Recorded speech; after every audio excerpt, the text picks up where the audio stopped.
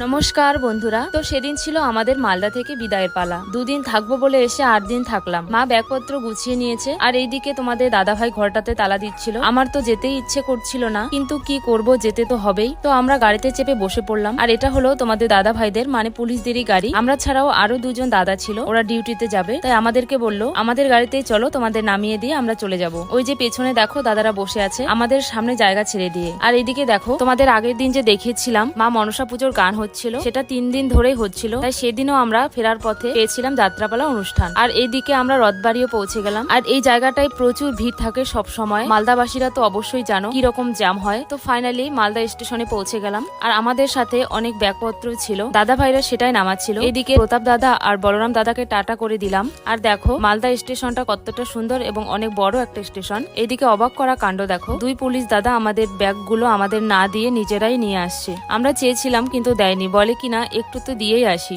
মানে মানসিকতা দেখো, সত্যি আমি যত দেখি ততই অবাক হই। তো দাদারা অনেকটাই এগিয়ে দিল, দাদাদের আবার ডিউটি ধরতে হবে। তাই তোমাদের দাদা ভাই বললো এবার অন্তত দাও, না হলে তোমাদের দেরি হয়ে যাবে, কেন কি ডিউটি টাইম মতো ধরতে হবে। তো দাদাদের টাটা বলে দিলাম। সত্যি দাদা ভাই তোমাদের ব্যবহার আমাকে বারবার মুগ্ধ করেছে, তোমাদের সেলুট জানাই আমি। তো আমরা প্ল্যাটফর্মে গিয়ে দেখি আমাদের ট্রেন ঢুকে পড়েছে এবং দাঁড়িয়ে রয়েছে। ফাইনালি উঠেও পড়লাম এবং নিজেদের সিট খুঁজে বসেও পড়লাম। এদিকে ট্রেনও ছেড়ে দিয়েছে। বাই বাই মালদা শহর, আবার দেখা হবে খুব তাড়াতাড়ি। এইদিকে দেখো উনি ঘুমিয়েও পড়েছেন, কেন কি উনাকে আবার শিলিগুড়িতে নামতে হবে। এক ঘুমে চলে এলাম কোচবিহার। আর উনি কোচবিহারে নেমে আমাদের গাড়িতে তুলে দিয়ে আবার অন্য ট্রেন ধরে শিলিগুড়িতে গিয়েছিল। আমার দায়িত্ববান বর বলে কথা। তো চলো অনেক বকবক করলাম, এবার বাড়ি গিয়ে আবার ঘুমোতে হবে। ওহো শুধু ঘুমোলে হবে না, জামা কাপড় ধুতে হবে, ঘর দুয়ার পরিষ্কার করতে হবে, অনেক কাজ পড়ে আছে যে।